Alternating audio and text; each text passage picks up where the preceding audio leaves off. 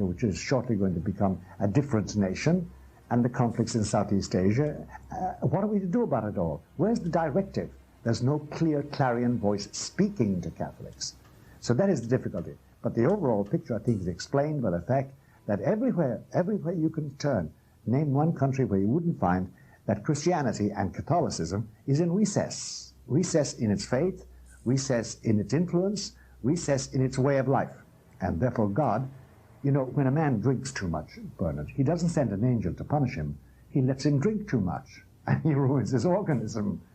And if he takes drugs, we can take drugs for our diseases and etc. But if you exaggerate with drugs, you're going to kill yourself. God doesn't send an angel to say, hey, stop taking drugs. No, no, no. He allows the sanction of nature to work.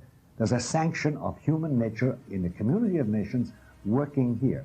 And I guess, as one Pope Pius X once said, what will happen, he said, is that men will be fighting and starting conflagrations between nations, and then brush fires will start out behind them. They'll start to put that out. No sooner will they have that one out than another one starts, and then a fourth and a fifth and a sixth, and finally the remnant will raise their hands to heaven and say, God, we need you. We need your help. And so man is relying on himself, and it just isn't working. It can't work. It can't work because God took over the world with the birth of a baby called Jesus. And that man's rule, the rule of God, through the God-man Jesus Christ, has been rejected concretely by the nations as a whole. They do not act for his sake. They do not act according to his law. They're not extending his rule, and therefore he is leaving them to their own devices. And therefore that's where we are today as regards explaining what is happening today around us. It's a bad time from that point of view. Now something must be wrong with me.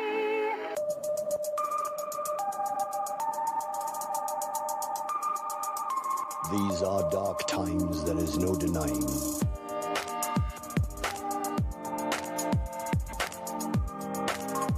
You all think I'm late. Well, I'm not late. And I'm gonna stay right here and fight.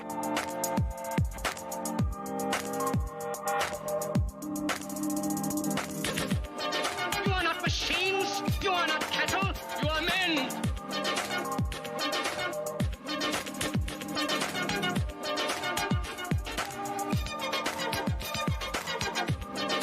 You have two choices.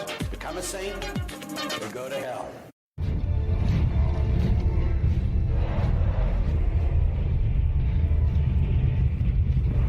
Hold your ground!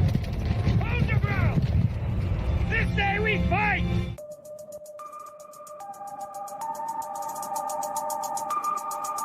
These are dark times, there is no denying. These so-called Democrats and Republicans, they're not even American. Hear me for the sake of your soul, which is in the gravest danger. Drive the money changers from the temple!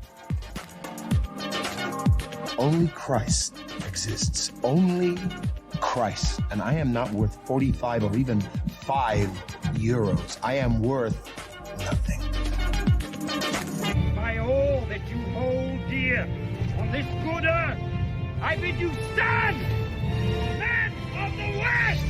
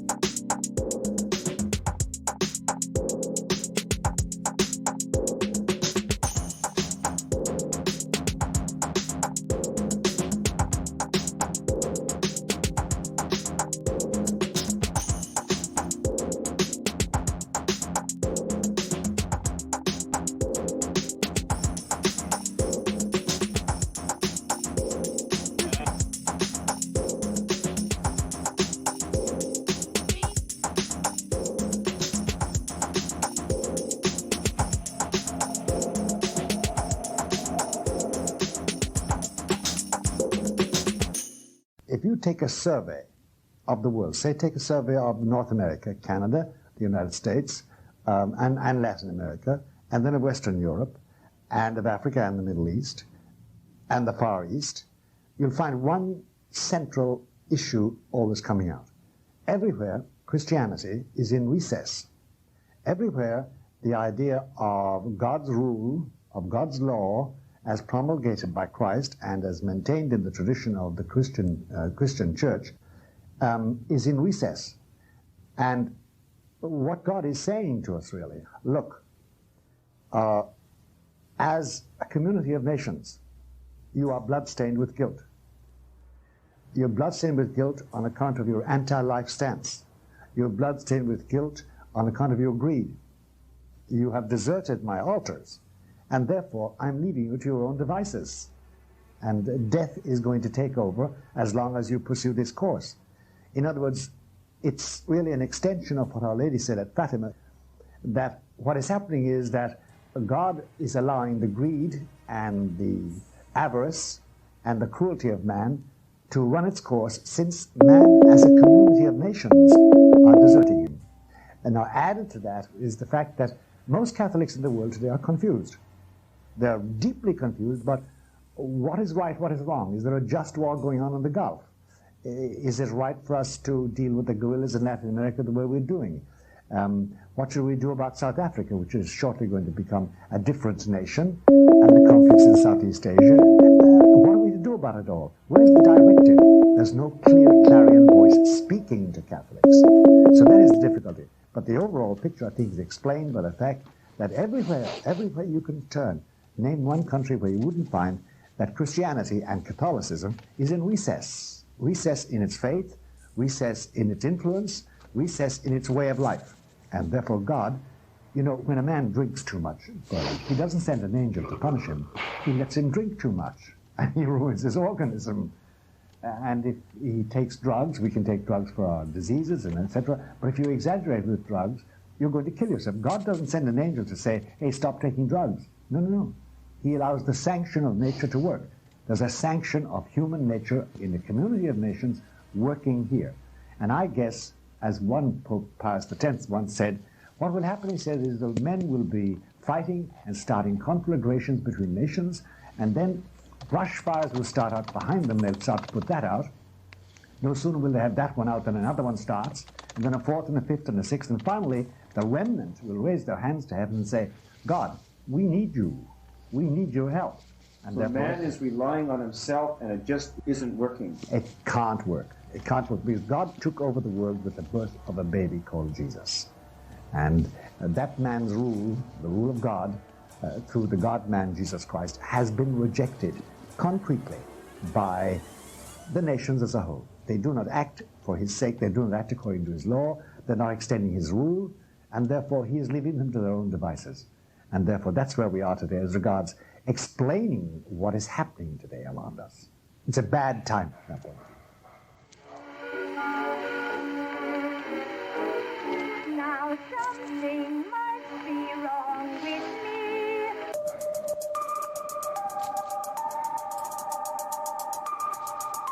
These are dark times, there is no denying.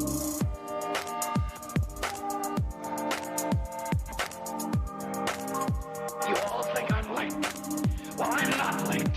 And I'm gonna stay right here and fight.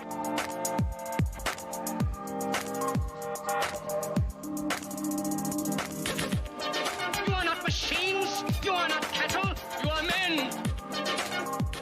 These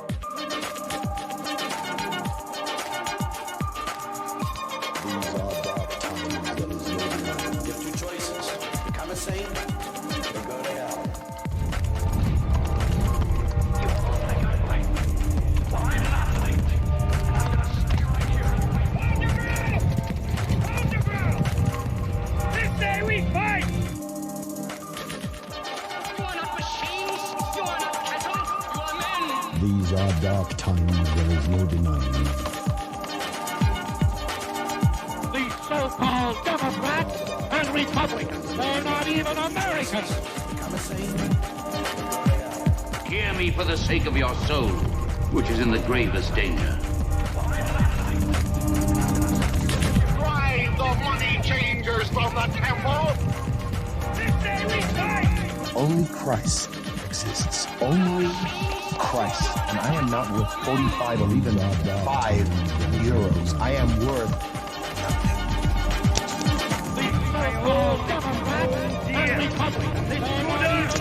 I bid you stand! Men of the West!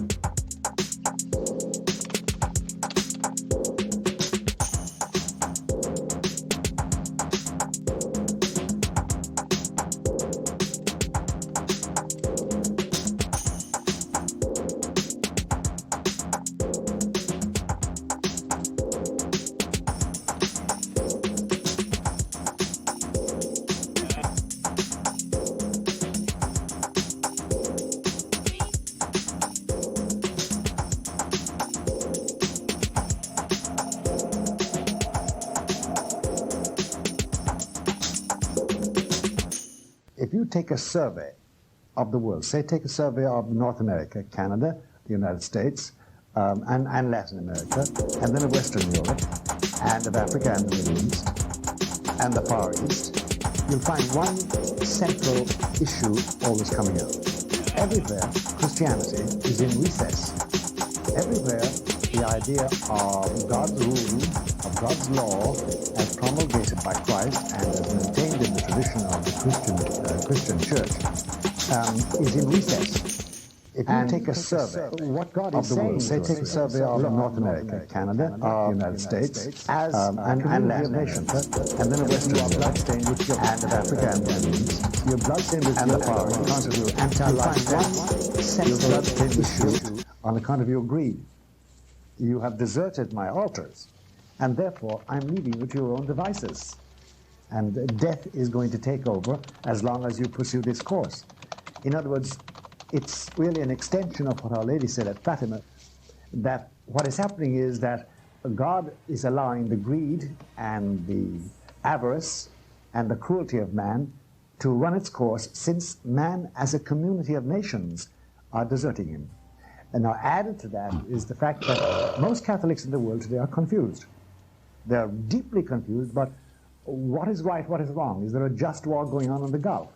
Is it right for us to deal with the guerrillas in Latin America the way we're doing? What should we do about South Africa, which is shortly going to become a different nation, and the conflicts in Southeast Asia?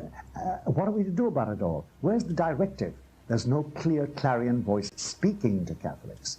So that is the difficulty. But the overall picture, I think, is explained by the fact that everywhere you can turn, name one country where you wouldn't find that Christianity and Catholicism is in recess. recess in its faith, recess in its influence, recess in its way of life. And therefore God, when a man drinks too much, Bernard, he doesn't send an angel to punish him. He lets him drink too much, and he ruins his organism. And if he takes drugs, we can take drugs for our diseases and etc. But if you exaggerate with drugs, you're going to kill yourself. God doesn't send an angel to say, hey, stop taking drugs. No. He allows the sanction of the men will be fighting and starting conflagrations between nations, and then brush fires will start out behind them. They'll start to put that out. No sooner will they have that one out than another one starts, and then a fourth and a fifth and a sixth, and finally the remnant will raise their hands to heaven and say, God, we need you. We need your help. And so man is relying on himself, and it just isn't working. It can't work. It can't work because God took over the world with the birth of a baby called Jesus. And that man's rule, the rule of God, through the God-man Jesus Christ, has been rejected concretely by the nations as a whole. They do not act for his sake. They do not act according to his law. They're not extending his rule. And therefore, he is leaving them to their own devices. And therefore, that's where we are today as regards explaining what is happening today around us. It's a bad time from that point of view. Now something must be wrong with me.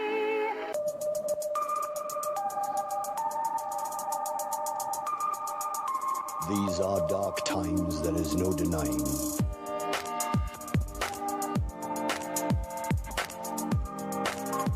You all think I'm late.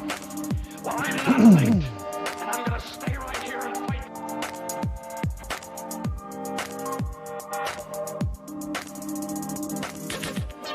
You are not machines. You are not cattle. You are men.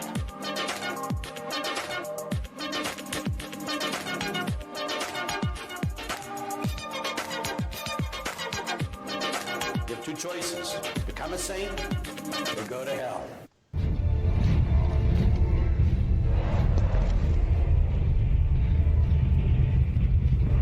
Hold your ground! Hold your ground! This day we fight!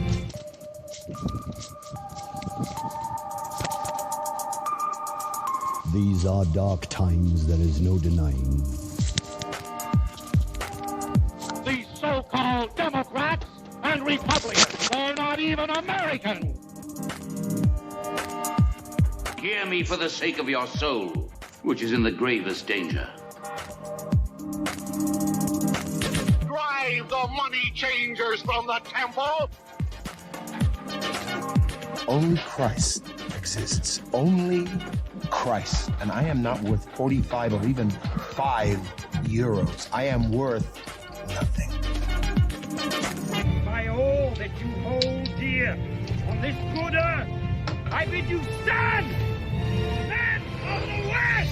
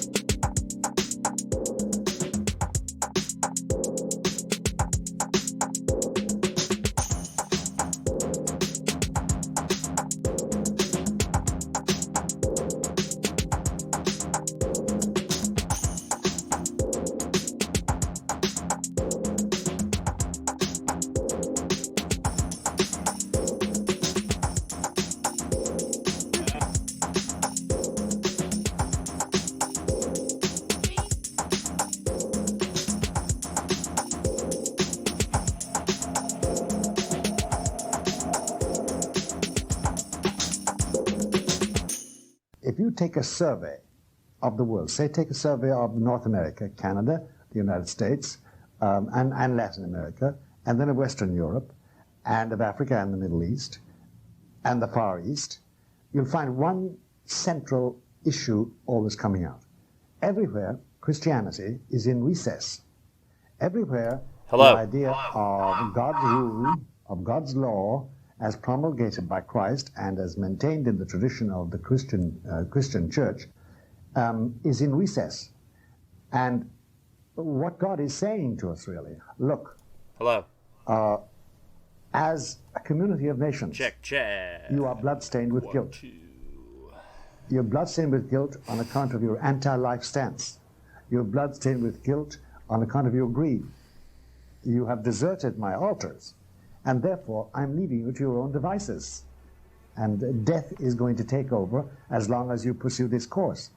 In other words, it's really an extension of what Our Lady said at Fatima, that what is happening is that God is allowing the greed and the avarice and the cruelty of man to run its course, since man as a community of nations are deserting him. And now added to that is the fact that most Catholics in the world today are confused. They're deeply confused, but what is right, what is wrong? Is there a just war going on in the Gulf? Is it right for us to deal with the guerrillas in Latin America the way we're doing? What should we do about South Africa, which is shortly going to become a different nation, and the conflicts in Southeast Asia? What are we to do about it all? Where's the directive? There's no clear clarion voice speaking to Catholics. So that is the difficulty. But the overall picture, I think, is explained by the fact that everywhere you can turn, name one country where you wouldn't find that Christianity and Catholicism is in recess. Recess in its faith, recess in its influence, recess in its way of life. And therefore God, you know, when a man drinks too much, Bernard, he doesn't send an angel to punish him. He lets him drink too much. And he ruins his... Hi. Welcome to Men with Chests. I'm Sam Bolton, finally back after a long hiatus. Let me start off with a prayer. In the name of the Father, and the Son, and the Holy Spirit. Our Father, who art in heaven, hallowed be thy name. Thy kingdom come, thy will be done, on earth as it is in heaven. Give us this day our daily bread, and forgive us our trespasses, as we forgive those who trespass against us. And lead us not into temptation, but deliver us from evil. For thine is the kingdom, the power, and the glory, now and forever. Amen. And Hail Mary, full of grace, the Lord is with thee. Blessed art thou among women, and blessed is the fruit of thy womb, Jesus. Holy Mary, Mother of God, pray for us sinners, now and at the hour of our death. Amen. And Saint Michael the Archangel, defend us in battle, be our defense against the wickedness and snares of the devil. May God rebuke him, we humbly pray. And do thou, O Prince of the heavenly host, by the power of God, cast into hell Satan and all the evil spirits who prowl about the world, seeking the ruin of souls. Amen. And of course, a hearty Deus Vult! So, it's been a while. Let's see. I started this show, and by the way, I'm Sam Bolton, broadcasting out of Nashville, Tennessee. Let me see if I can improve my lighting here. Hang on a second. So, that's a little better. Okay. So, broadcasting out of Nashville, Tennessee. I run the Facebook page, Men with Chess, originally started as a podcast. I took over a year off, and my buddy Jimmy Olsen and PF Ndoyo helped me keep the page going, and we grew it to over 4,000 likes, and they did a great job. So I want to get the podcast going again. I'm back in action here. Since I've been off, let's see, what have I been up to? I tried to get a job with the establishment church. I tried to be a campus youth organizer. And, it was a national candidate search, and I made it to the top 3, I believe, which is pretty good. But they ended up hiring someone who knew someone in the diocese. So, you know how that goes. Let's see if we have any messages here. If you have any questions or messages, feel free to drop them in the chat, okay? I should be able to see your questions in the chat if you leave them on the Facebook Live video or on YouTube. Let me see if we're broadcasting here. This is my first time broadcasting with this new software setup. So if I'm having any audio or video issues, please let me know. Okay, so I tried to get a job with the establishment church here in my home diocese, and they hired somebody else. So I learned a whole new skill and started my own business. So I'm doing that now. So I'm self-employed, and well, that's how that's going. It's going pretty good. It's going pretty good. It gives me a lot of autonomy. But I felt the pull a few months ago, God telling me that I need to get back in action, that I need to take up the medium here again, start up the podcast again, put more focus on the Facebook page. And I really want to establish a podcast for Catholics, Catholic friendly, that's kind of similar to what a lot of stand-up comedians do with their podcasts, which is just those guys and their friends hanging out and talking about whatever. But they're, secular, nihilistic bros. They're not Catholics. So I thought it'd be cool to have a place like that for lay Catholics and for knowledgeable, intelligent Catholics to come in and hang out together and just talk about stuff.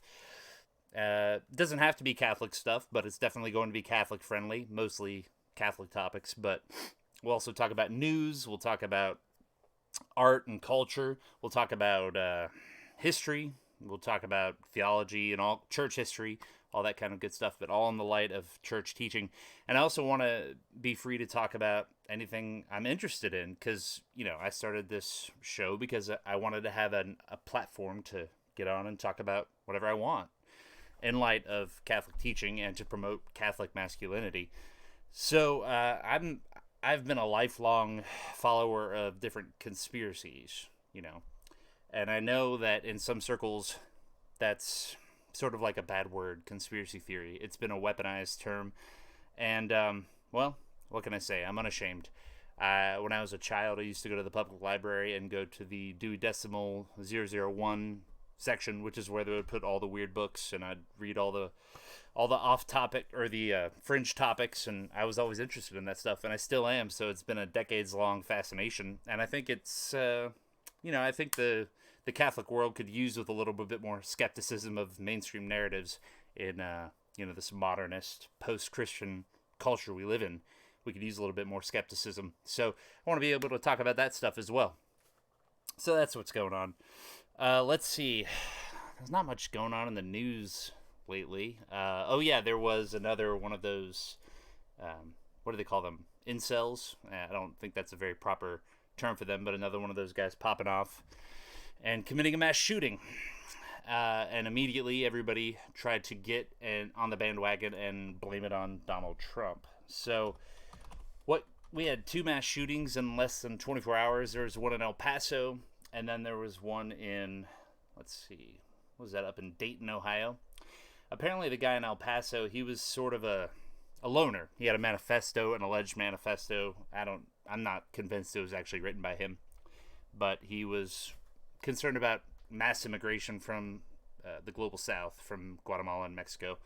And then the guy in Dayton, based on his Twitter profile, appears to be a member of Antifa. He was a part of a socialist gun club up there in Ohio. That's probably where he got his guns.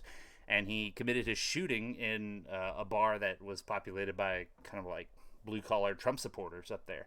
So that was actually an act of left-wing terrorism. But the mainstream media spun it as if it was, white supremacist terrorism, and they're trying to say that this is the greatest threat to American security, and there have been more killings by white supremacists than any other group, and these guys weren't even white supremacists, 1, and 2, that's just a patent lie. I mean, I did a quick Google search after this happened, and I found a New York Times article that showed that on average over 100 people per day are killed in the United States by guns. And the media, the lying press, they only focus on shootings and killings if it fits their political agenda. I mean, this is basic stuff, but I think it needs to be said. And these people are really macabre and cynical. I mean, think about how cynical you would have to be to weaponize a horrible tragedy like this to push your politics. And immediately, again, it's a tired phrase, but before the bodies are cold, use these people's deaths and people suffering to push your agenda. I mean, it's horrid. It's diabolical, really. So we just need to look at the numbers. Somebody needs to run the numbers and see that this is a ridiculous narrative. It's not white guys who are the greatest threat to American security, okay? So I just want to put that out there. There's inner city violence that poses more of a threat. And really the main problem that causes this kind of happening in the United States over and over again, it is kind of a uniquely American problem, is that young men are aimless and wandering in this nihilistic post-modern, post-sexual revolution society. You know, the West used to have a kind of system of enforced monogamy, socially enforced monogamy. If you were married to someone when you were young and started having kids and you stayed married to that guy, you were considered a virtuous citizen or a virtuous member of Western civilization. And if you were, you know, constantly sleeping around with other people, having kids with a bunch of different guys, or if you were a guy and you were sleeping around with a bunch of different women, I mean, you were looked down upon. You were socially ostracized in some instances. And it didn't stop that behavior, but what it did was encourage people to form healthy, lifelong monogamous relationships. And so somebody like the shooter in El Paso or the shooter in Dayton, or a lot of these shooters who are just like lone single guys online feeling depressed, they would have a chance at finding a mate. And that would, I think, go a long way to keeping them from committing these atrocities. But that's just one example of a way that these shootings could have been prevented by if we had kept to our traditional ways of living and having a society before the sexual revolution. Oh, wait, we have a question from Marge Hansen on Facebook. She says, what do you make of Poland, faithful daughter of the church and devoted to Our Lady, who weathered the communists and is seeing a massive resurgence of Catholicism?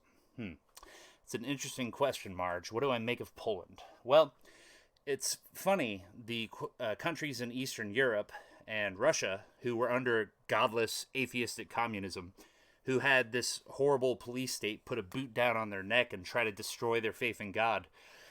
It's funny because these countries are actually doing better with regard to their traditional culture and the traditional faith of their ancestors today than the decadent West, who supposedly had all this freedom of belief and freedom of religion. And now Christianity is eroding in these societies, and sodomy and transsexual rights and all this horrible anti-Christian social experimentation is being brought out into the open in a society that was never under this atheist police state.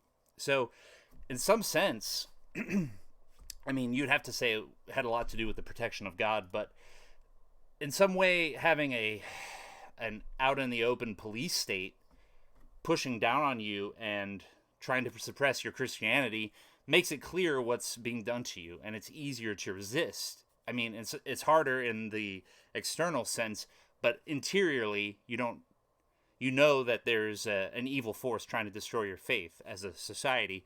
So interiorly you can resist, and then when that government inevitably collapses, that faith is still there, it's still strong, and then it can blossom and grow again. And that's what's happening in Poland, and Russia in a lot of ways is going back to their Christian roots, and a lot of Eastern European countries are going through this. So it seems counterintuitive, but in the West, where we've had all this social engineering and propaganda for homosexuality, for transsexual rights, for abortion, all these things, because it was done under the guise of freedom. Basically, it was like the character Wormtongue in the Two Towers whispering in our ear and bewitching us with very articulate propaganda and rhetoric. It slowly eroded our souls interiorly, while on the outside we ostensibly had this freedom of religion and we had this Christian society handed down to us from our founding fathers, which, the founding fathers weren't exactly Christian, but that's the narrative. So as a society, we've become like a whitewashed tomb, We're dead on the inside.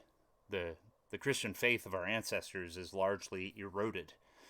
And we have this kind of cheap grace, cheap evangelical Christianity that's at the core of American Christianity now. And, that's the exterior appearance, but on the inside, our soul as a society is weak and it's dying, and some might even say that it's dead. So Poland, the reason why they are a faithful daughter of the church and they've they're devoted to Our Lady, and they've weathered the communists, and they're seeing the massive resurgence of Catholicism, is because precisely they haven't undergone this social engineering that us in America have. So I hope that answers your question, Marge. And also, I would say, because there's lots of people that are praying their rosaries, and, you know, just prayer works. Prayer works in my life. Prayer works in general. I've heard miracles, people praying the rosary. So if you have any other questions, drop them in the chat. Let's see here. On the Facebook page, I've had lots of dank memes and interesting conversations. So let's pull this up here. Oh, by the way, I want to make this a weekly thing. Have you ever heard of, there's a podcast called No Agenda with Adam Curry and John C. Dvorak. It's not really left-wing or right-wing or Catholic or anything. It's sort of a neutral political podcast, but they had this model called Value for Value, where people, whatever they feel is, whatever kind of value they're getting out of the podcast, they'll make a donation based on what they feel the value that they're getting is. And they can get executive producer credits for the show, and they actually put it on job applications and can use it to pad their resume. So thinking about doing something like that, if the show gets popular enough, we can have executive producer credits or something like that and do a value for value model, and people also can contribute artwork and music and original content to help make the show better. So I really want to make this a place, a hub for Catholic lay people, Catholic men who believe in conservative traditional values, to kind of hang out and relax and talk and talk about these topics in a place that's open and safe, you know. So let's see what's going on the Facebook page here. Oh, in about 15 minutes we'll have Erick Ybarra joining us. He's a very knowledgeable Catholic blogger and apologist. He's very knowledgeable on the topic of Eastern Orthodoxy. I believe he used to be Anglican. So we're going to talk to him a lot about the crisis in the church and how he sees it, and also to talk to us about Orthodoxy as well, because that's, for guys in traditional circles, reactionary, conservative circles online, Orthodoxy is it's a tempting option. And it's tempting, and it has been for me, to try to oversimplify the issue with Orthodoxy and say they're heretics, or then they'll say that about us, but it's a much more complicated issue, and Erick has done a lot of study into the history of the controversy between Catholics and Orthodox, and he understands it in a way that is helpful. And I could say the same thing about his understanding of the crisis in the church as well. So we're going to talk to him about that. I think you're going to like that interview. It's coming up at 7 here. 13 minutes, he should be joining us. Let's see. Thanks again, Marge, for the question. So, we had a really popular post yesterday. I think it was a group of young teenagers in the Philippines doing a dab pose in front of the altar, in front of the body and blood of Christ in the Eucharist.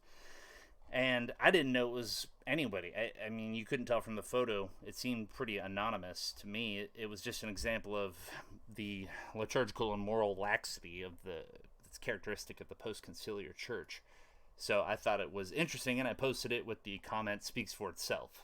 However, I think the people who may be responsible for these teens, or possibly even organize this photo, found the post and got a little upset with me for putting it up. However, I thought it was pertinent. And it has over almost 25,000 reach people on Facebook, 300 reactions, some of them mad faces, quite a few mad faces.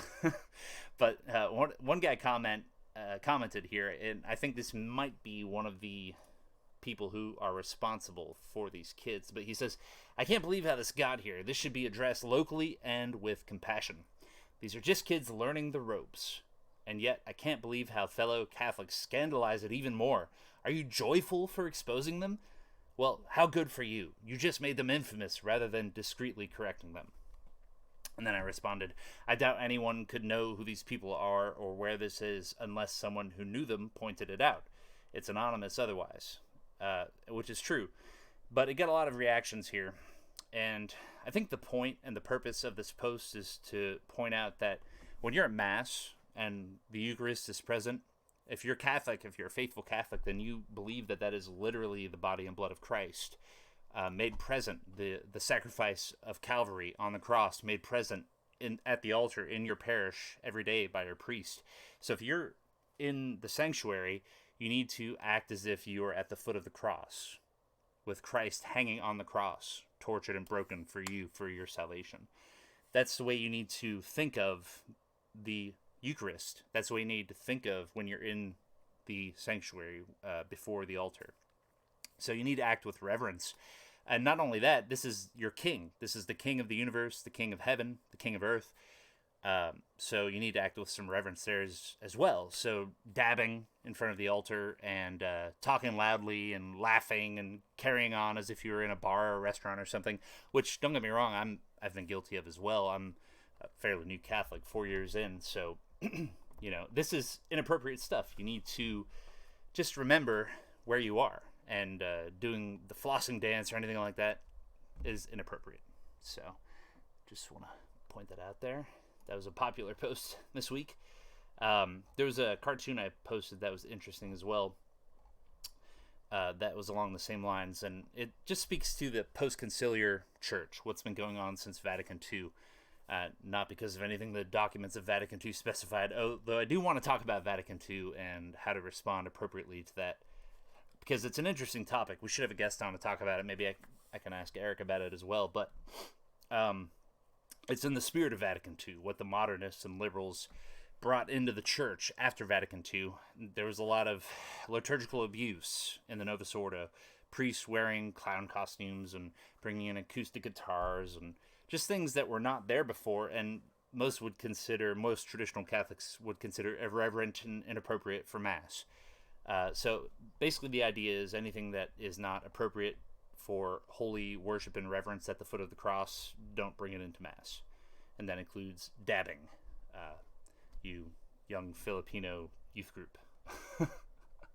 So, also, have you seen this guy? He's a cartoonist made by Jim Bob. I think he was on the Owen Benjamin stream recently as well. He makes these really funny cartoons. He posted a screenshot from this recent FBI document that names conspiracy theorists as a potential threat to the state, the United States government, which it is. Conspiracy theories are a threat to the United States government and their narrative. That's the whole idea, really, if you think about it. Now, anybody who pays attention and understands how the world works knows that rich people, powerful people, really do get in a room together, talk about what they want to do to steer the direction of society on the planet. This is not a thing that is absurd. I mean, you've heard of the Bilderberg Group and the Council on Foreign Relations and the Trilateral Commission. They used to say that anybody who thought those groups even existed were crazy conspiracy theorists just 20 or 30 years ago, and now it's just openly acknowledged that they're real. And that's what these things are. These are rich and powerful people, billionaires, heads of state, getting together, having cocktails and coffee and dinner and talking about what they want to do in society. So this is a normal thing that happens. But if you talk about that, then you're a conspiracy theorist. Why? Because the official narrative of American society is that we're a representative republic. Our electoral process is all on the up and up. One person, one vote. This is how we decide how our society is run. When in reality, the powerful people in our society are oligarchs, people with billions of dollars who buy off politicians, both Democrats and Republicans, to do what they want to do. They pay them to give great speeches to hornswoggle and trick the people into thinking that they're actually being represented. So they're basically paying actors to say one thing and do the other, right? So if you start to say that, then yeah, you're a threat to the status quo. You're a threat to the U.S. government's official narrative about how things are. But really all you're doing is stating an observation about reality. And that's what they call conspiracy theory, right?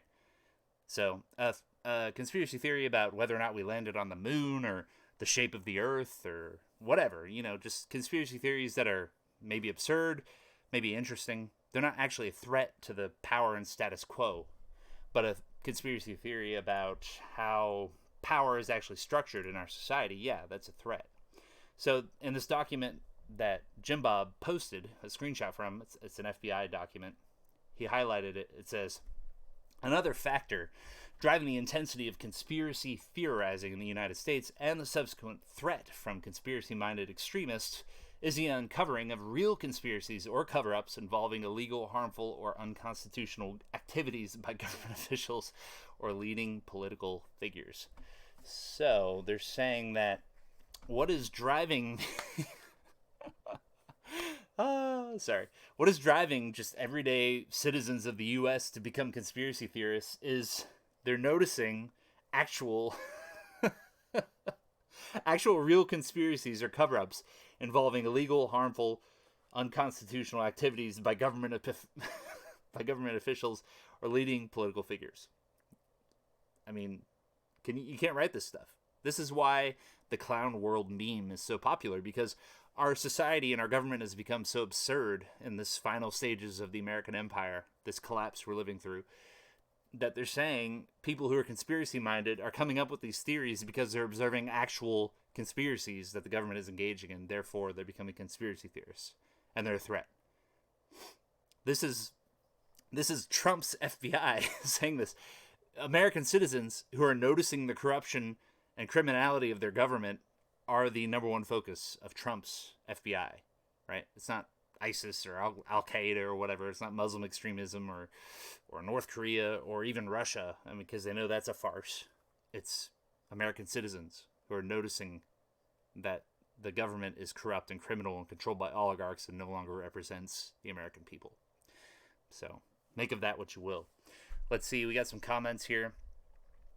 Some followers on the Made by Jim Bum page. Well, let's see what some people said on our page about this post. Mr. Bass says, so the fuel that is driving conspiracy theories are the actual conspiracies that have been uncovered. Who'da thunk, right? And James says, of course, no mention of attacks on churches, which means they're targeting Christians. Well, yeah.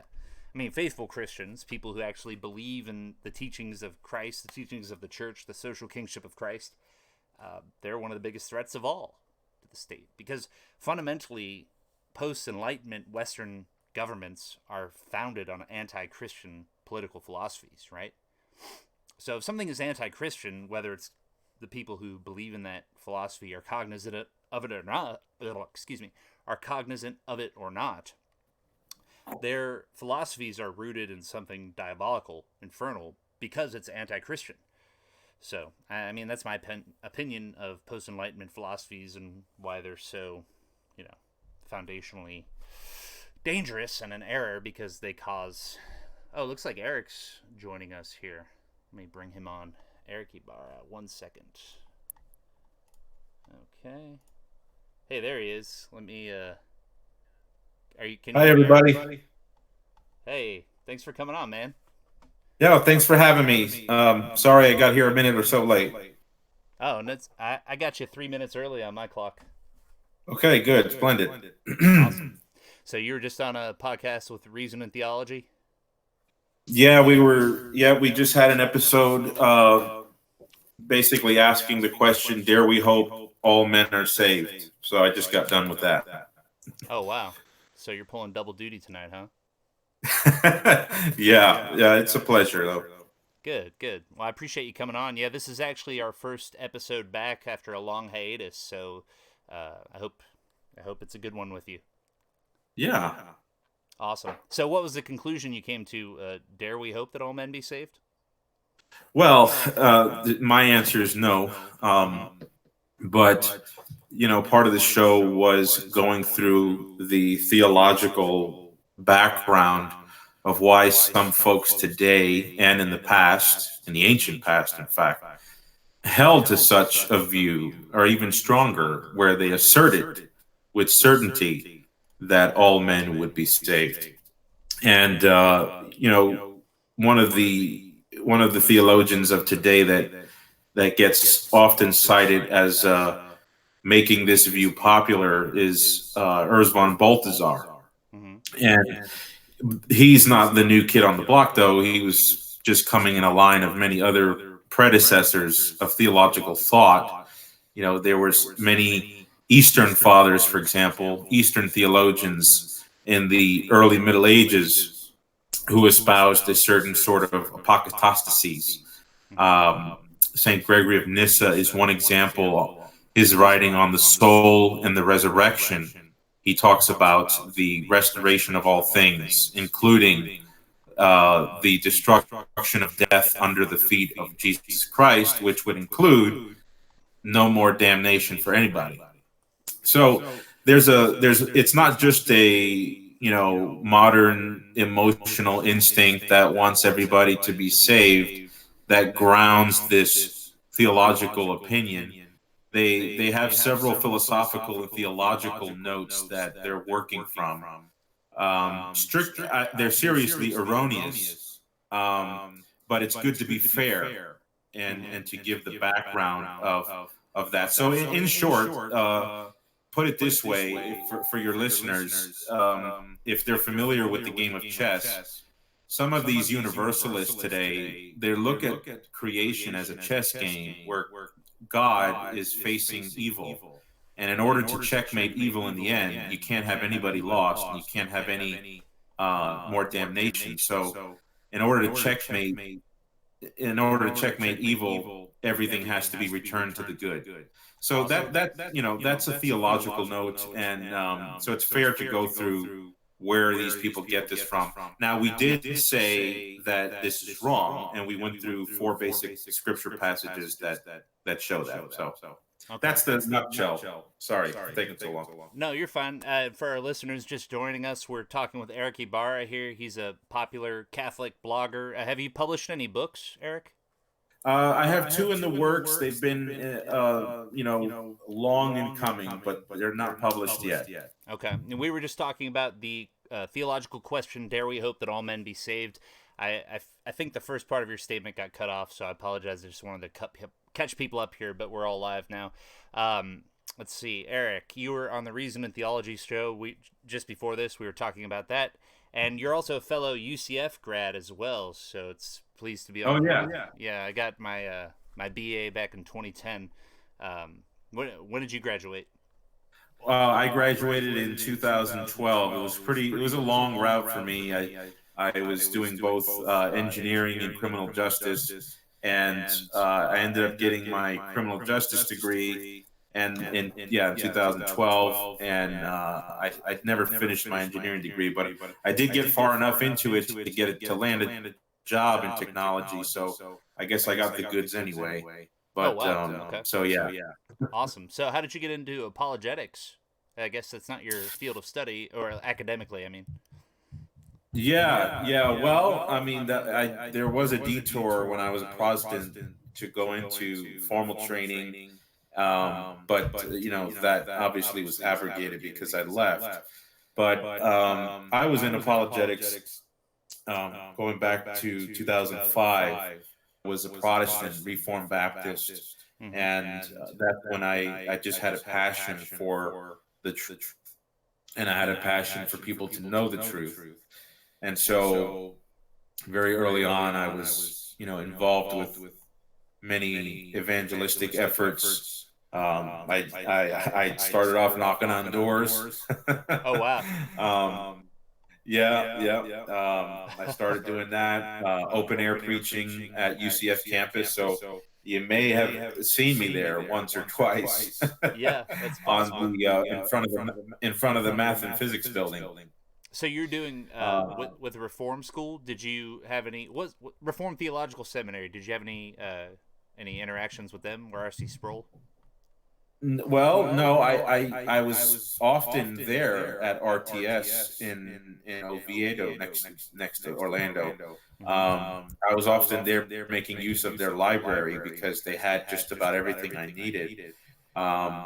And R.C. Sproul did have a church about a half an hour away from me in Lake Mary, or I think Lake Mary or Sanford, either one. But St. Andrews is the name of his church, and I'm familiar with it. I had many friends who went there, and but no, I didn't have any. I did not ever attend his church or anything like that. But, I was heavily involved in the Reform movement.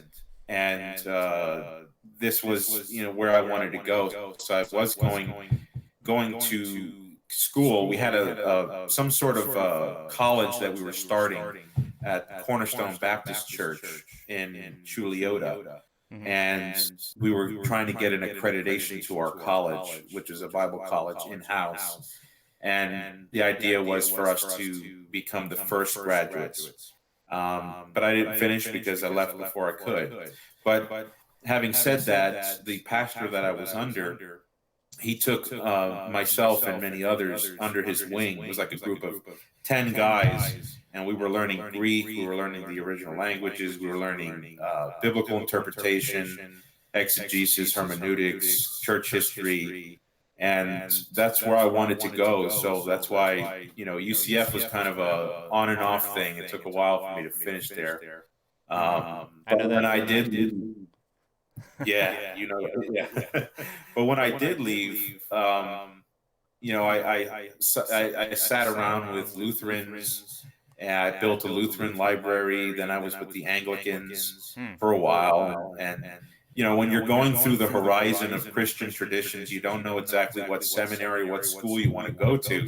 So it never really materialized. And one of the lessons I did learn along the way, as I kept having children, was that a career in theology wasn't going to adequately pay. Yes, I'm well aware of that. I just landed a good job in technology, and I probably plan on being here. God willing, if He allows, I have several connections in the world of academia. I would love to go to school for all that, but right now the Lord has me doing this. Perfect. Great. Well, so what was it when you were studying as a Protestant? What was the first thing that kind of perked your interest in the Catholic Church? Wow. Well, when I first went to a Protestant church, because you'll recall, and your listeners will hear for the first time, I was raised in a Catholic home. But when I was 13, I started reading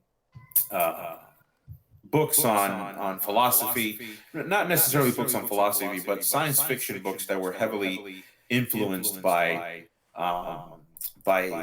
atheistic philosophies. I don't know if you're familiar with Terry Goodkind's The Sword of Truth.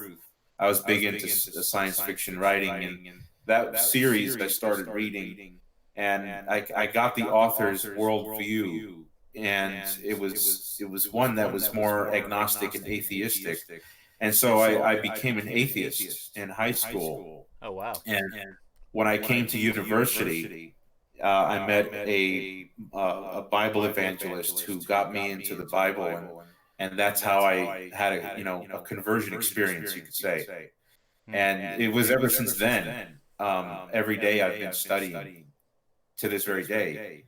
But when I went to the Baptist church, I'll never forget, the pastor was up there preaching, and I started to come to different ideas than the pastor, to which I was told, well, you're uneducated, you're not equipped, et cetera. So I started to see that there was some inconsistencies here, because the first imperative was for each one of us to read the Bible for ourselves.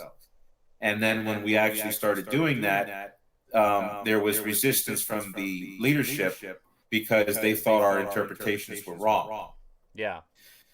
So that kind of set the stage for a lot that would come forth, and I didn't see the Catholic Church anywhere in view. But I did realize that I would need to be grounded in a historical, I would need to be grounded in tradition in some sense. The idea of, sola scriptura with a lesser respect for tradition was just not going to cut it.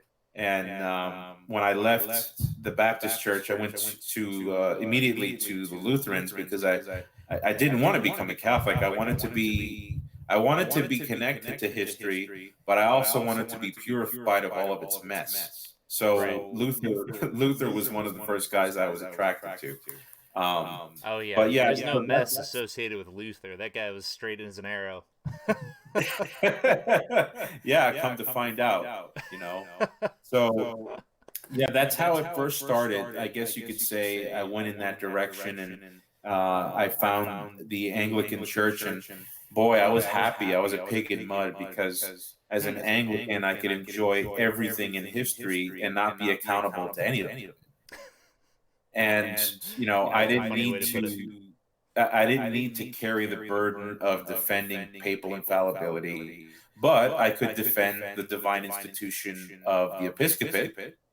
I didn't need to defend the Eastern, the weird Eastern hesychastic doctrines, or I didn't need to practice the iconographic theology of the Seventh Council, but I could admire it and say that those were my spiritual predecessors.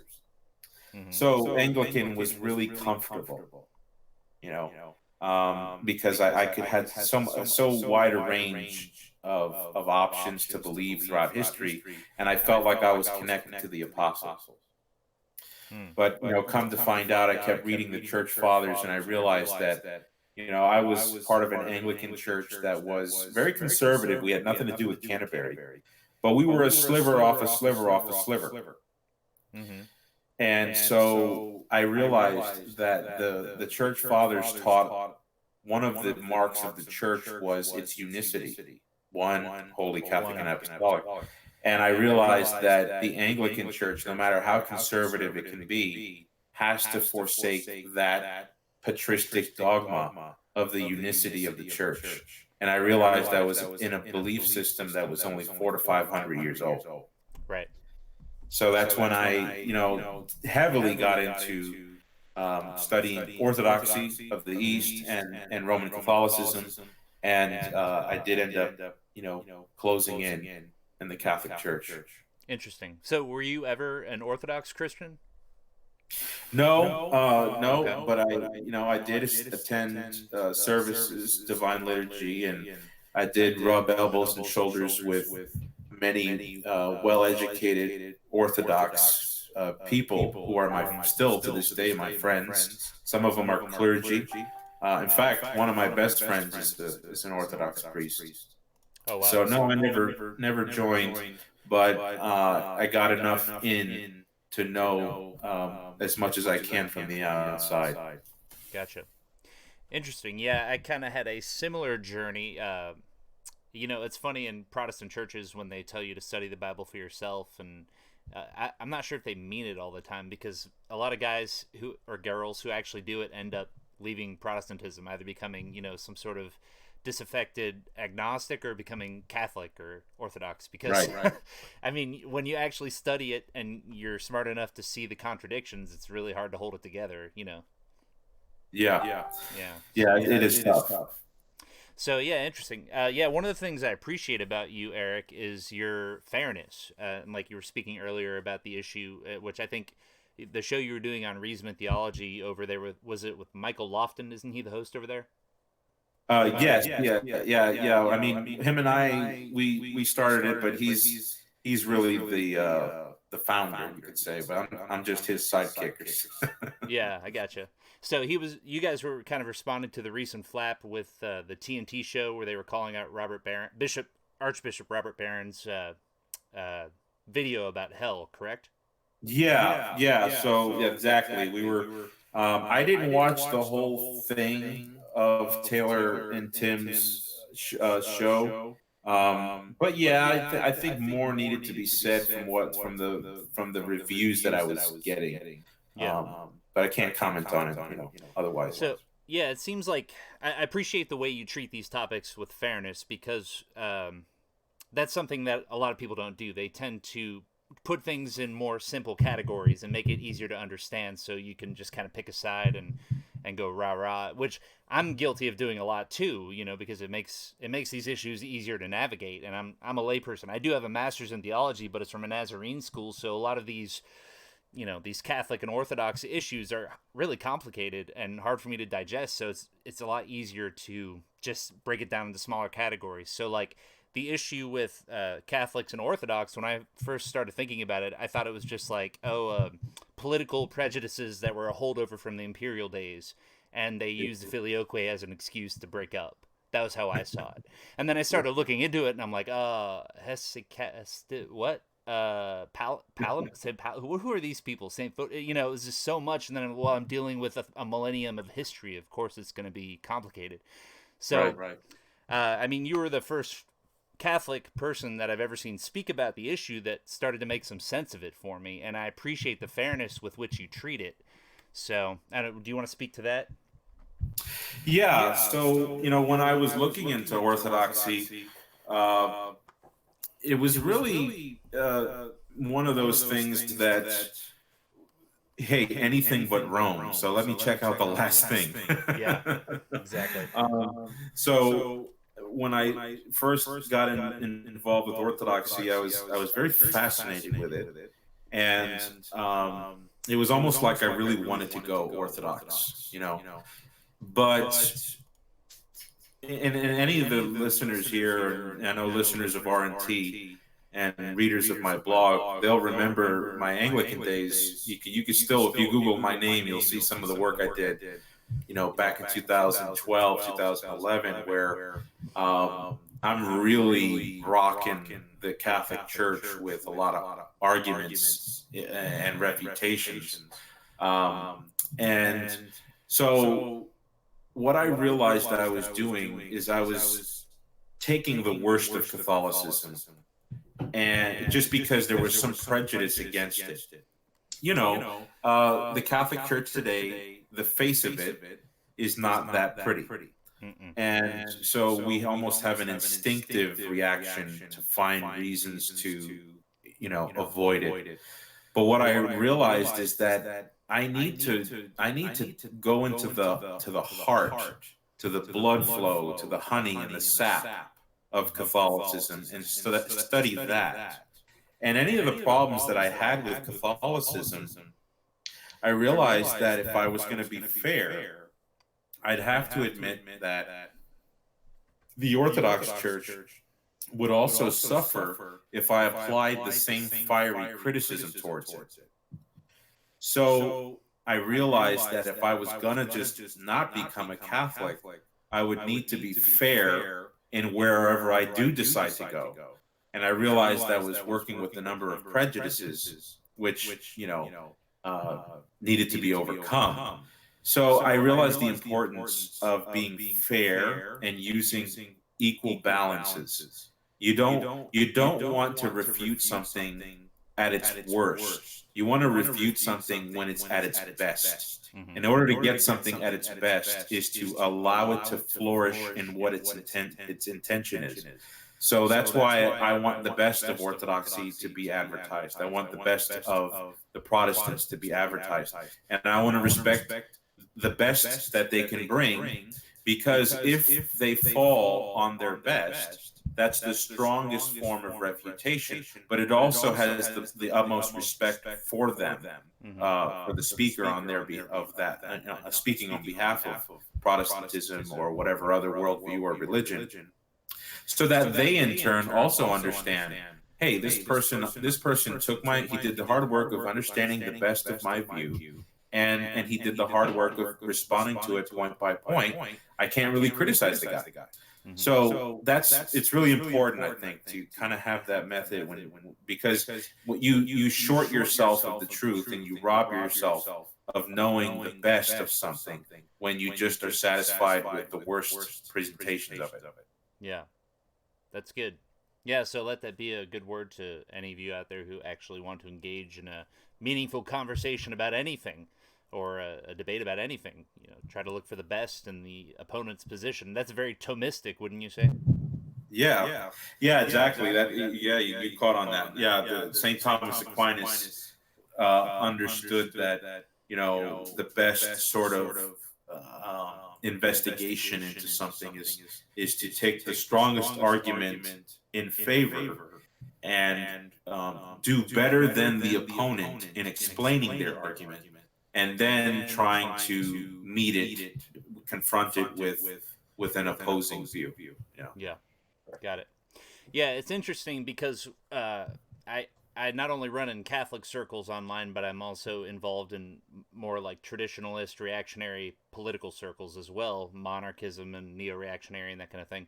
And a lot of people in those circles are converting to Orthodoxy or heavily attracted to it precisely because it appears to them that they don't suffer from the same scandals and crises that the Roman Catholic Church is going through right now.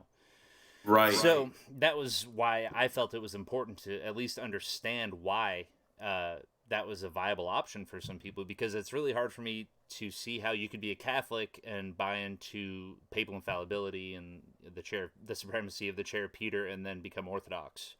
So could you speak to that a little bit?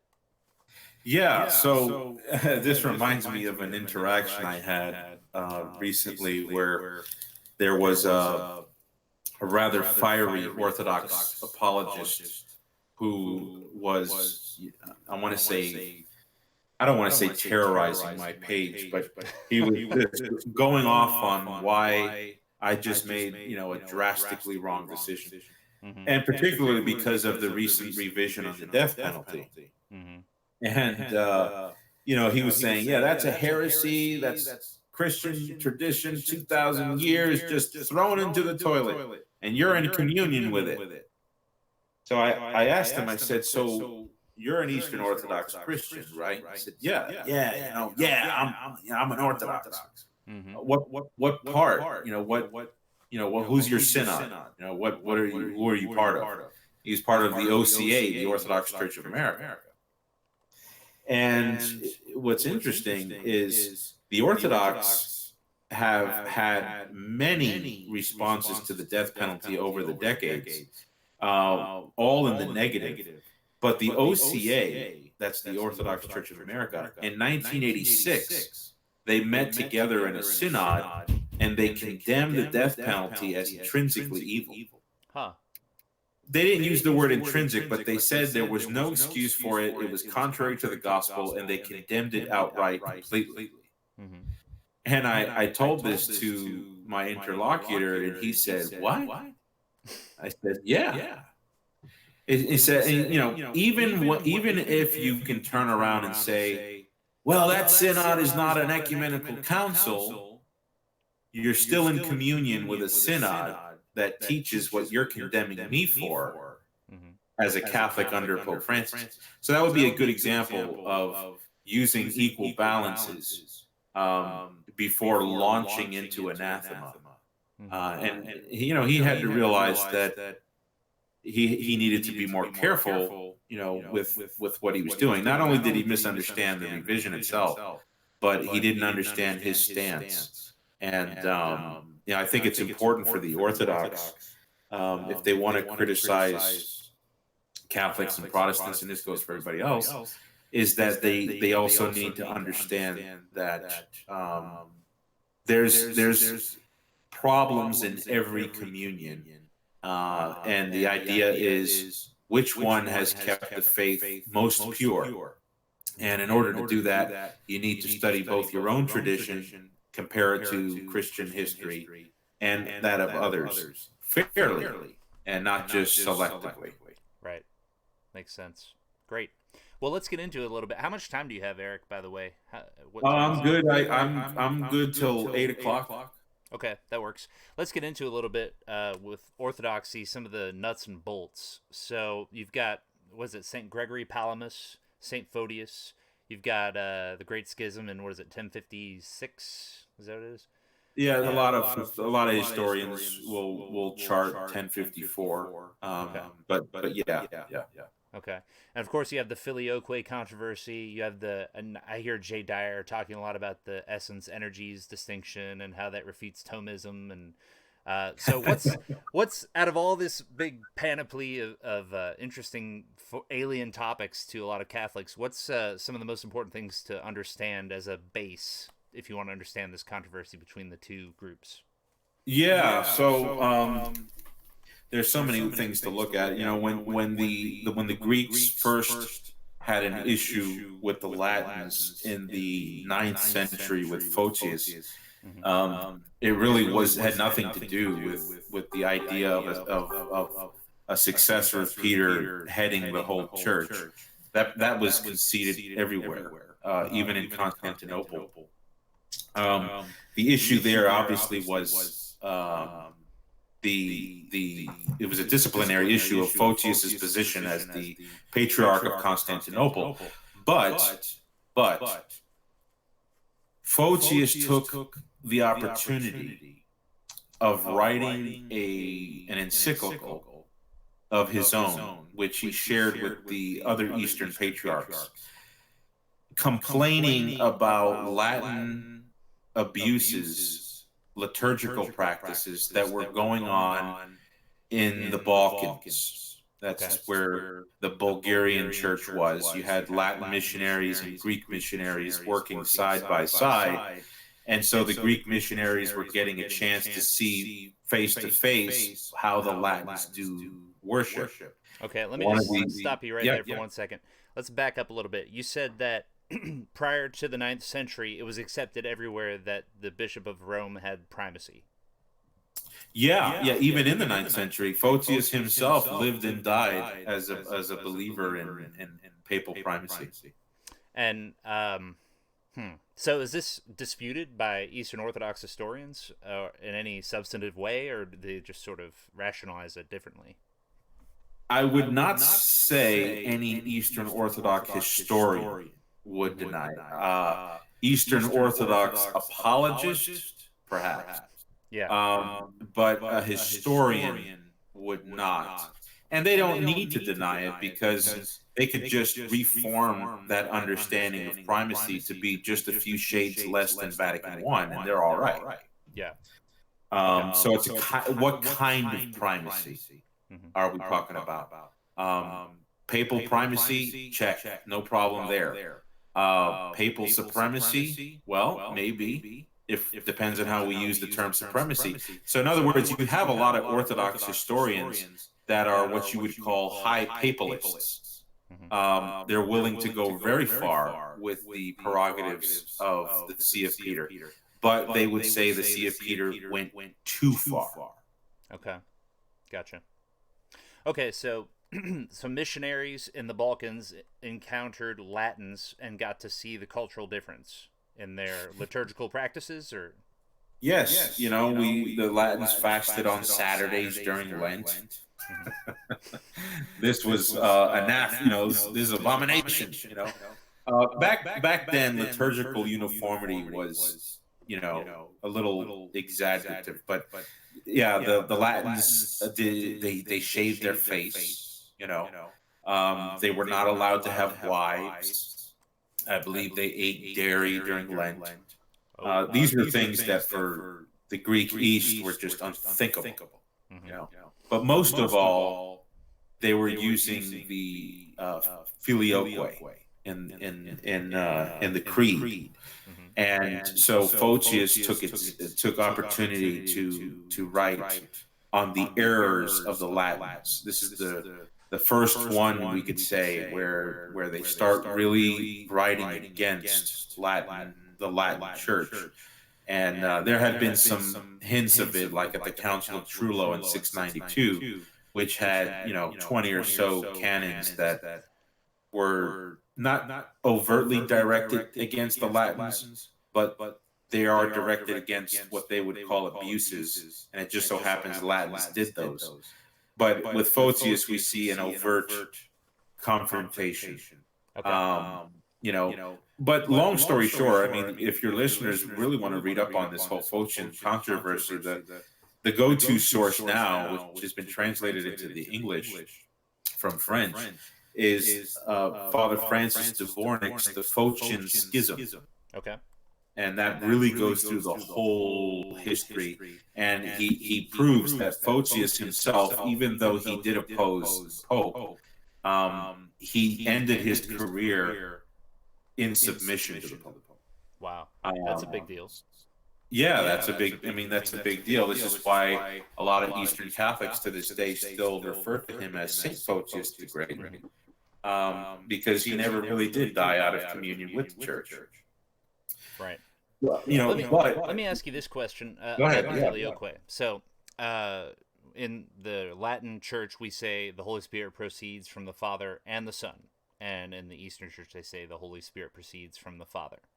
And that was the original formation of the Creed at the Council of Nicaea, correct? Well, the Council of Nicaea in 325 actually had a different construction. What we call the Creed of Nicaea today is really the Creed of Constantinople I, 381.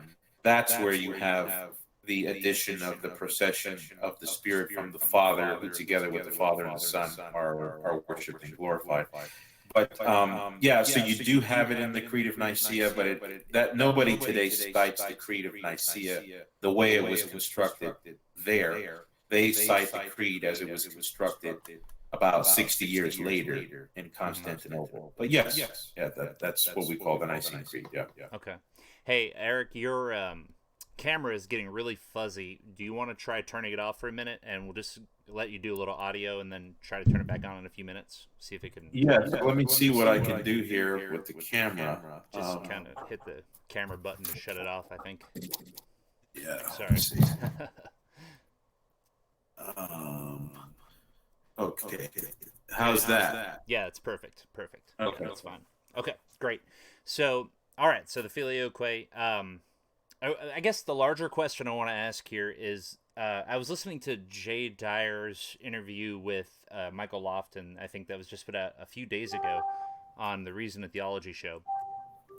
Yeah. Michael, I think it was on this episode, Michael brought up the point that, and this was on another theological issue, I believe it was the issue of Thomism versus Palimism or something like that. Right. The question was, is this just a academic theological dispute that a Catholic can hold to Thomism or another view like Palimism and still be in communion with Rome, or is this something that is like a breaking point? And I almost is that true also of the filioque? Or I guess not, because there's a papal proclamation, Father and the Son. But what I'm asking is these Orthodox and Catholic controversies. Are they like I don't know? Are they theological excuses that go that cover up something deeper, like cultural differences? Yeah. No, I would say this exists on the strata of theology. And I would say that from my research on the subject, we've not condemned the Palamite understanding. When the church condemns something, it'll usually identify the proponent and then his or her heresy, usually his, or almost always his. But that's how we, when the magisterium is going to define something as a heresy, now we're in the realm of talking about heresy in the public forum. But the issue of Palimism was a theological development in the East. And the Eastern Orthodox don't really find roots to this doctrine in anything that's dogmatic in the first millennium, even though there are Orthodox who think the Sixth Council of the Council of Constantinople 681. There are some Orthodox who would say that the essence-energy distinction is taught there dogmatically, and I would say they're wrong. So we didn't really have the Palamite systematic in the West, and so it's not even come under magisterial investigation. So it's still a swirling theological opinion in the Orthodox Church. For them, it's dogmatic, but for the Eastern Catholics, those who are in communion with Rome and who venerate Gregory Palamas, it's a swirling theological opinion. Is it irreconcilable with Thomas Aquinas? You can explain it in way A, in which it would be, and then you can explain it in way B, in which it wouldn't be. So it's one of those. But there's never been a theological arbiter to say whether way A or way B is dogmatic. So basically, the Catholic Church is not a cult of Thomas Aquinas. in some circles it may appear that way, but it's not. It's the Roman Catholic Church, so it's not a Thomistic cult. So you could be a Palimist like the Eastern Catholics and still be in communion with Rome. However, in Eastern Orthodoxy, it functionally has kind of become a cult of Saint Gregory Palamas. Is that a fair way to put it? Yeah, that's a fair way to put it. Interestingly enough, a lot of the ressourcement theologians, prior to, Vatican II, but really after Vatican II, they took up a lot of the Maximian ideas, those ideas coming from St. Maximus the Confessor, St. Gregory of Nyssa, St. John of Damascus, and then obviously as systematized in the Byzantine theologians, preeminently Gregory of Palamas. So you'll have, even Catholic theologians who are trickling into this mindset of the East. Mm-hmm. And but it's not the Thomistic cult, which you were referring to there. I would say so. One of the issues is that Thomas Aquinas was so accessible in the West, mm-hmm. and he wrote things that were used by theologians in schools that made him so accessible. So Blessed Duns Scotus, for example, was not as accessible. He's a much more difficult person to read. And Saint Bonaventure is another guy who he's not as linear, and he's got an esoteric way of doing his theology. Aquinas was just more accessible, and another reason is the popes thought that the Thomistic way of doing ontology, philosophy, epistemology was a very good way to answer the Enlightenment liberalism. Mm-hmm. And the big hit that philosophy took with Kant and these these ideas of getting away from the absolutes, and Aquinas was there as a handy weapon. Mm-hmm. So he got sort of canonized as one of our front leading guys in the fight against modernism and liberalism, French Revolution ideas. But he's not the only theologian, and there are other theologians that are that can be used as a way of getting across the Catholic doctrine. But Aquinas does have a preeminent place, and I would defend his position of divine simplicity, for example. I don't think there's any reason to reject it at all. I think all Christians should accept it. Okay, let's talk about that a little bit. First, so Palamism is essentially the essence energies distinction. That's the fundamental teaching of Palamism, correct? Well, Palamas wrote about a lot of things. He wrote about philosophy, natural knowledge, revelation, mm-hmm. a lot of things. Preeminently, his theology was aimed at explaining the experience of the uncreated light. Mm-hmm. The Orthodox call it the light of Tabor, or the Taboric light, this direct encounter with God, and otherwise known under the category of theosis, or deification. And so the essence energy distinction comes into play because it's one of the major gears in that discussion of how we come to engage and relate to God.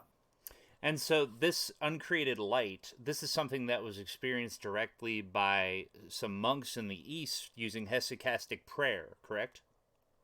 Well, yes, this is basically, the smaller summary. Mm-hmm. They would say that was rooted in what Christ revealed to the apostles. But yes, through the hesychastic method, the nous becomes united to God in such a strong way, and that union with God that is promised, in the afterlife, is tasted, with this uncreated light. Okay, so the essence energies distinction is a theological way of talking about the experience of this uncreated light in kind of in the same way that we use like the concept of transubstantiation to explain the Eucharist. It's sort of a theological means of explaining this mysterious divine thing. Is that a fair thing to say? Yeah, I mean, look, the conceptual background is very simple. You know, you have God and then you have creation. God is not a creature. He doesn't exist in the time-space continuum. Anything that exists in the time-space continuum has a beginning and an end, or at least a beginning. And so God can't really like dip into creation because he's infinite, you know. So the question behind this whole thing is, we say that God does things. He sanctifies us. He glorifies us. He dwells inside of us, etc., etc. How does God dip into creation? Because there's this infinite gulf that separates creation and creator. Creator is infinite. Creation is time-space continuum. Okay. So how does God come through? Is there some sort of portal that God goes through in order to, you know, metamorph so he can come into creation? Or does he stay infinitely walled off from creation? So this is where this idea of God has two aspects, where he's essence, which is imparticiple. We can't do anything with that. That's walled off completely. But then there's this other part of God, his energies, which can dip into creation, which can shake hands with the time-space continuum. So if that makes sense. Yeah. So that's the uncreated light, or the uncreated energies of God. That's his way of interacting with his creation. That's right. Okay. So how does this idea conflict with St. Thomas Aquinas' concept of divine simplicity? Where's the conflict?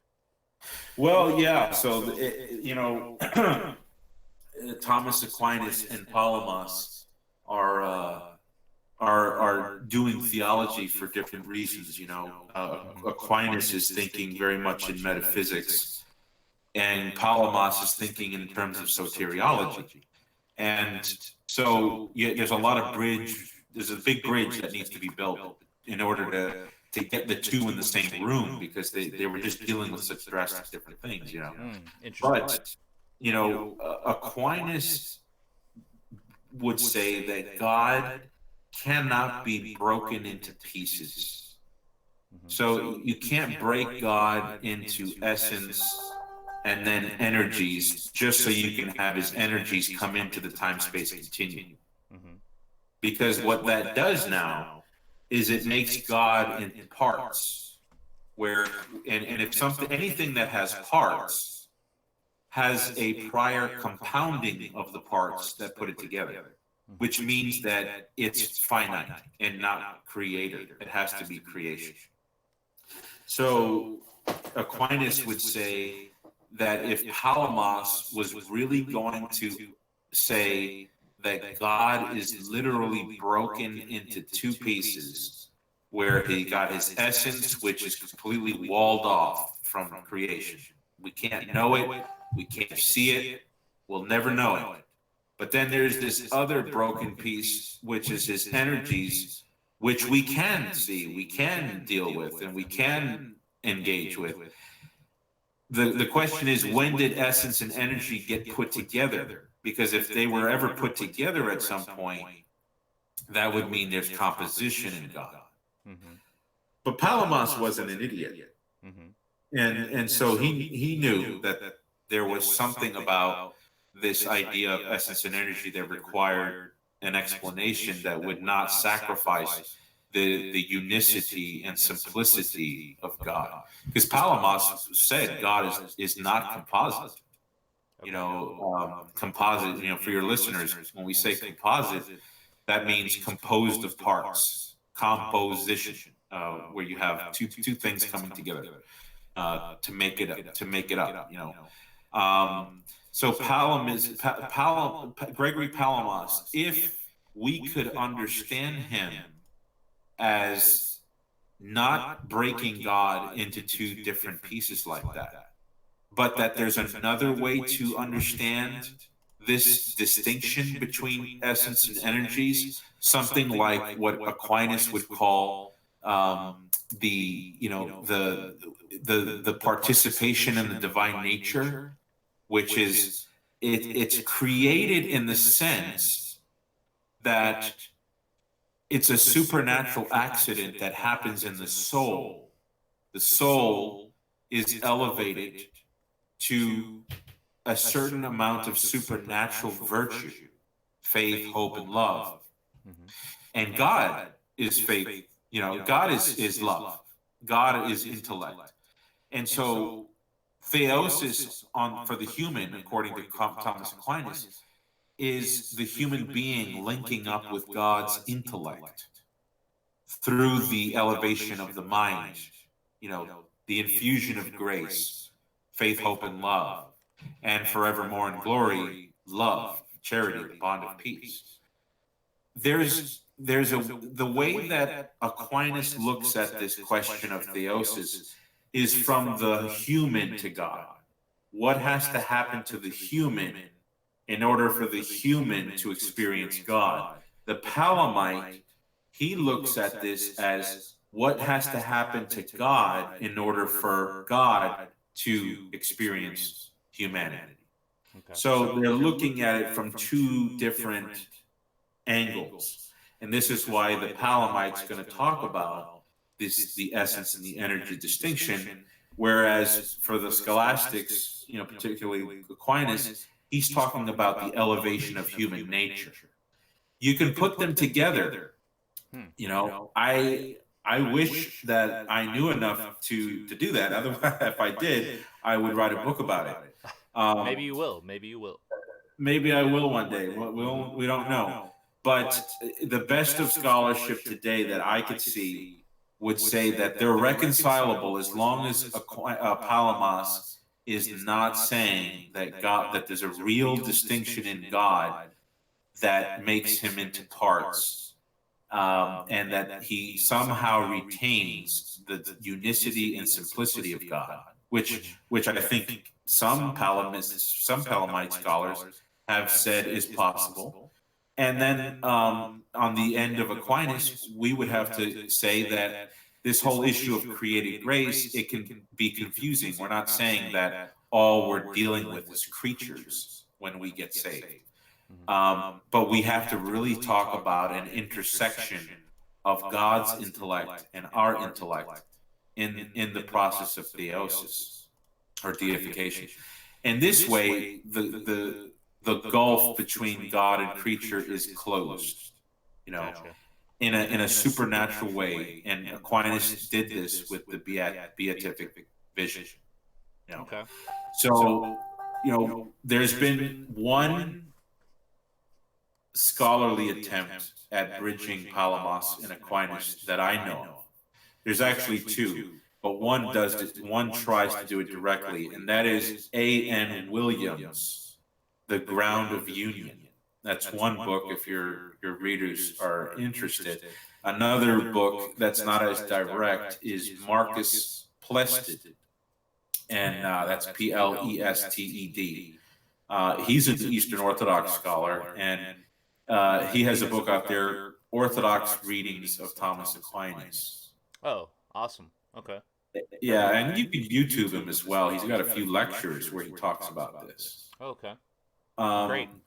I haven't read the book, so I can't really say if he actually does the task of putting Aquinas and Palamas together completely, but I'm getting from the theological school, the halls of rumor, that he is the go-to guy for that. Okay. So those are two books to really dive deeper. I mean, this is a real esoteric subject. It's not like you're going to run into it, as trying to be an everyday Catholic. Let's put it that way. Right.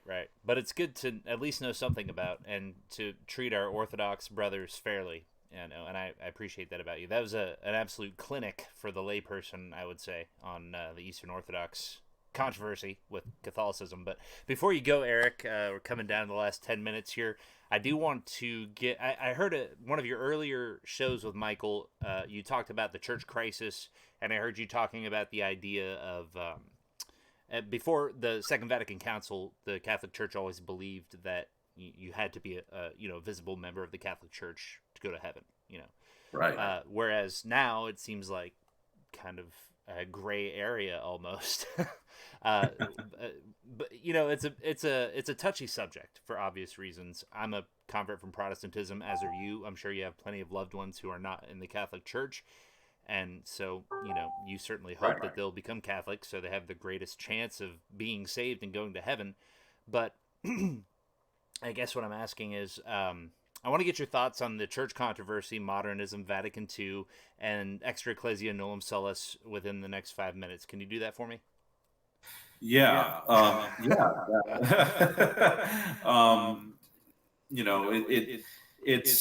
It's one of those things that can be summarized, but I certainly couldn't do justice in 5 minutes, but I'll do my best. Okay. So, this all goes back to the doctrine I talked about earlier, where the unicity of the church is one. It's visibly one. In other words, the Catholic Church is just as visible as Germany. It has a boundary, it has a constitution, it has conditions for citizenship. There's certain licenses that you'd have to get in order to do certain things in Germany. So just as visible as a country or a state would be, the church teaches that it has that kind of visibility. So, the church is hierarchically governed by the successor of Peter and the bishops that are associated with him in the Episcopal College. And you have the sacraments. Is it necessary to be part of the Catholic Church in order to be saved? Yes, absolutely. But here's something that wasn't teased out in the Middle Ages until you get to the latter medieval part, where people are starting to speculate about the new world and the people who have never heard the gospel. You have, like I said, nobody teased it out. You have these theological assumptions that are at play in the early centuries of the church, which would eventually lend to teasing out this idea that I'm going to talk about. And we see this in Augustine, we see it in Ambrose, we see it in some other church fathers, and even in the church councils. And that is this, that there are visible bonds to the church, and then there are invisible bonds that connect you to the church. Ideally, somebody has both visible and invisible bonds. And when you get baptized and confirmed, and you receive the holy blood and body of Christ, and you become registered under a bishop who's in communion with the Pope, now you're visibly united, and if you're walking in grace, you're invisibly united to Christ through the bond of charity. Gotcha. Now, is it possible for somebody who can't obtain the visible bonds to obtain the invisible bonds?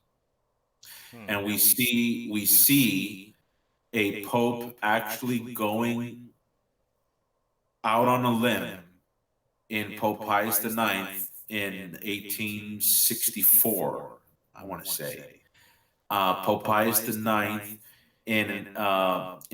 both in an allocution and in an encyclical. I believe it was either an encyclical or an exhortation, where he said that while it is necessary to become part of the Roman Catholic Church, just as it was necessary for Noah and his family to enter into the ark during the deluge. While that's necessary, for those to whom it's no fault of their own, who are invincibly ignorant of the Catholic Church, invincibly ignorant of Jesus Christ, invincibly ignorant of her sacraments, the Church's sacraments, could they obtain eternal redemption? And that Pope, Pope Pius IX, said it is possible in light of God's universal salvific will. So God wants everybody to be saved. He must have a way for everybody to be saved, even those who are outside of reach to the visible constitution of the Church. And the conditions were that whatever light they have, that they're following their conscience in a way prompted by grace that avoids as much sin as possible and is trying to reach the good in their conscience, which indirectly or directly is towards God. If these people do that with perfect charity in their heart, it's possible for them to obtain the invisible bonds to Jesus Christ and his church, which is charity dwelling in the heart. So that was a huge, change. I don't want to say change, but it was one of those things that people kind of talked about, but it never got to Rome. So once Pope Pius IX came out with that, that really set the stage for further work. And as we get more into the 1800s, the later 1800s, you see this becoming more common, so common that it's even in the Baltimore Catechism in the 1890s. Oh, wow. It's almost common knowledge that Protestants can obtain salvation if they are sufficiently ignorant of the Catholic Church, have been, there's certain mitigating factors to their knowledge of the Catholic Church. But if they serve God as best as they know, and if they don't die in mortal sin, they can obtain eternal salvation because they've obtained the invisible bond to the Catholic Church. So they would be Catholics in an invisible way. And then when they died and went to heaven, theoretically, then they would be fully Catholic. Then they would be more Catholic than even the visible United Catholic on the earth. But so this is this is a theological development that we see roots of in the Fathers, because for example, those who taught the catechumens who were suffering martyrdom before they got to the holy font of baptism, they were not members of the Church. Catechumens were not members. They were not called Christians. They were called the catechumens, and they were dismissed from divine services when the Eucharist was going to be celebrated. So what happened to catechumens when they died for their belief in Jesus? Well, it was common knowledge that their baptism, or a red baptism, baptism of blood, which is basically just a really hot iron desire for baptism. Isn't that the baptism of desire, and the red baptism is martyrdom?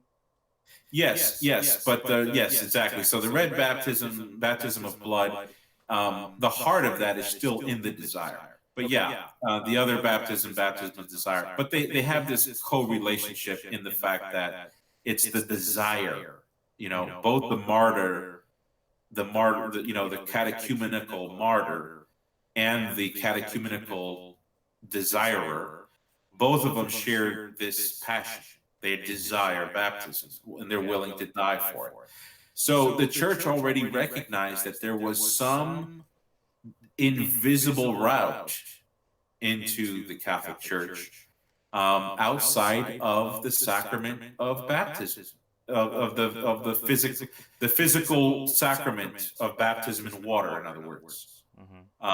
There was another, it wasn't another route, it's the same route through an invisible manner. And that's in all the Fathers. Okay.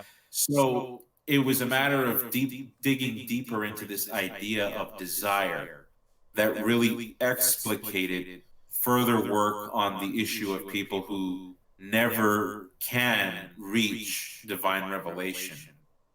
Is there hope for them? Only later did it apply to Protestants. Catholics were not really thinking in terms of invincible ignorance for Protestants.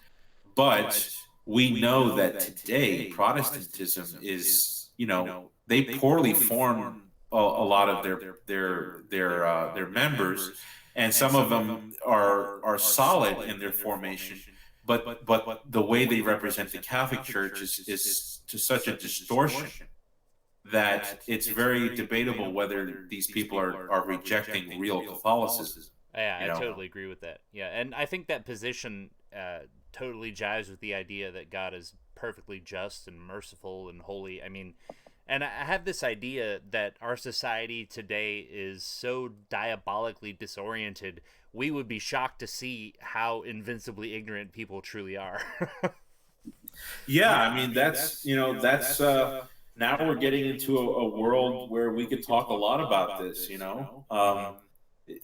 look, the church fathers really did not, especially in the Middle Ages, they did not really take care to look at these distinctions. For example, Pope Honorius, he was already dead for 40 years when the Council of Constantinople took up one of his letters and attempted to anathematize him.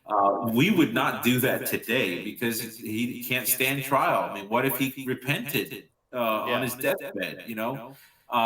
So we there were some welcomed developments as the centuries went forward, and I think one of those which was valid is this question of how can we reconcile the fact that God wants everybody to be saved and the fact that we know for sure that there are people who have no power at all to get close enough to hear the gospel or receive baptism.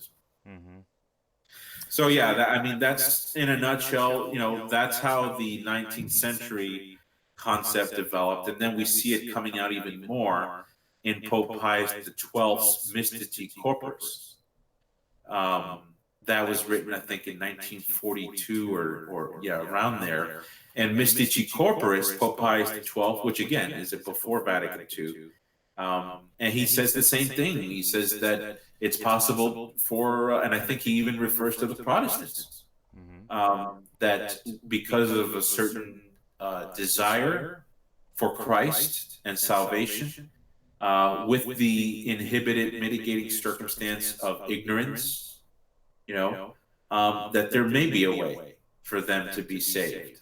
And then obviously the later 1940s, we also have the Feeneyite controversy in I think it was Philadelphia or Baltimore, I forgot where it was, but the Feeneyite controversy was resolved by the Vatican because the Holy Office at the time responded to the claim that only those who are baptized in water can be justified.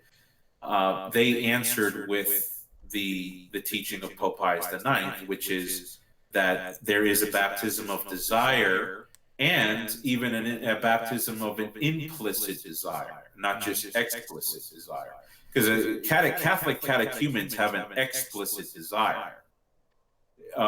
It was a step further to say that those who are invincibly ignorant can have an implicit desire. That means that if they were to hear the gospel, their implicit desire for God would immediately turn into an explicit desire for Jesus and baptism. So that was also handled in the 40s, 20 years before the calling of Vatican Council II. And of course, when Vatican Council II comes around, they insert that in one of the greater documents, Lumen Gentium, the light of the nations, on ecclesiology. They have, they still retain the old dogma that it's a precept. Anyone wants to be saved, they must become Catholic, and Vatican II states that explicitly. So by force of necessity, in terms of precept, that's important to understand the different kinds of necessity. Yes, it's necessary to be part of the visible Catholic Church by way of precept. So same thing with baptism, same thing with the Eucharist, Then there's the necessity of means, absolute necessity of means. That's a different kind of necessity. That means that if you don't do what's absolutely necessary according to means, you can't ever obtain what's in question. So, for example, when Christ said, "He who eats my flesh and drinks my blood will have, life in him, and he who does not have life in him," that's an absolute necessity of means. If you don't have Christ living in you, you won't be saved. Yeah. But to become part of the visible Roman Catholic Church, that's necessary. It's necessary, but by way of precept. In other words, it's the command of Jesus. But it doesn't mean that it's absolutely necessary as a means, because we know people can be saved without becoming visibly, united in the sacraments. Got it. I think it's important, just to wrap up here, Eric, tell me if this idea is heretical or not. I always have to check when I'm a lay Catholic, and, well, I guess some prelates have to check that too nowadays. But so I always try to remember that God provided the sacraments for us, but he is not constrained by them himself, and he can, extend his grace however he wishes to whomever he wishes. It's his purview. And the sacraments are a normative means of receiving God's grace for humans. But if God is merciful and just, he can extend his salvific grace to anyone he desires. Yeah, and that's he's not bound by the sacraments. And that doesn't obliterate the normativity or the ordinariness of the sacraments. You were right when you said that, the ordinary means. Yeah. Got it. All right. Well, Eric, hey, tell the people, I hope we can have you back sometime, by the way. Thanks for coming on. But tell the people how they can find out more about you, read your blog posts, interact with you online, get in touch with you, all that good stuff. Yeah. Thank you so much. So I'm, you can find me on Facebook, Erick Ybarra. I have a website, erickybarra.org. That's ERICKYBARRA.org. I'm also a co-host of the show on YouTube. It's called Reason and Theology. Great show. Thank you. On the you could email me at erickybarra2010@gmail.com. So that send me a question or look at my website or friend me on Facebook, and I look forward to any interaction. Excellent. Oh, and the Orthodox guy you're kind of debating a lot with, it was Craig Trulia. Is that his name? Yes, Craig Trulia, yeah. I thought I saw on Facebook that you guys might be collaborating on a book. Is that actually happening, or are you just sort of talking about it? No, we're sort of talking about it. Okay. So that that would be interesting, because Craig's a bright guy, and he gets to the heart of matters, and that's good. So I think it would be a really good effort to get it out there. But we'll see if it materializes. Hopefully so. Great. Well, awesome. I enjoyed having you on, man, and I hope we can have you back sometime to talk some more about the Second Vatican Council and the post-conciliar church and all that good stuff. So thanks again for coming on. Yeah, man, thank you so much for having me. I look forward to the future. All right, my pleasure. Have a good night. All right, God bless you. Well,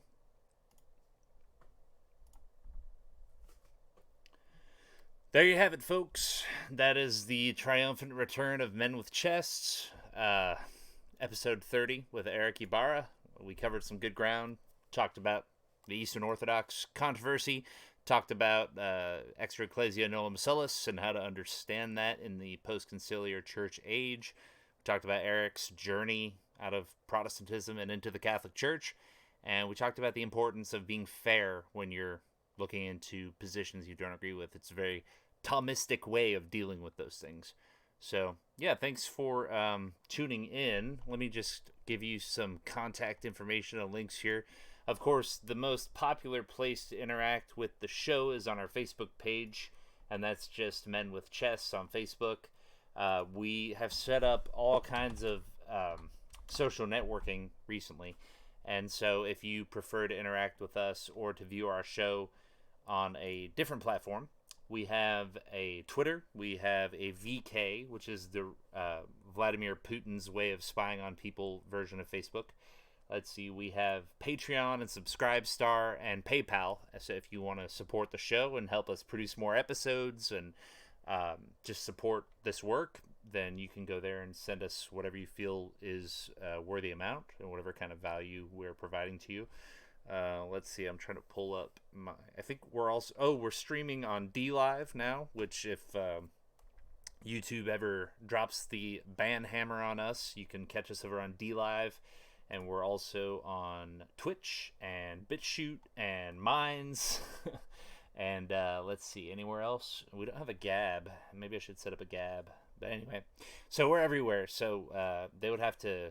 I mean, I plan on talking about some pretty controversial political stuff in the future, so it's possible we could get banned on the big Facebook, YouTube, Twitter platforms. But if we are, then we have all these other platforms up.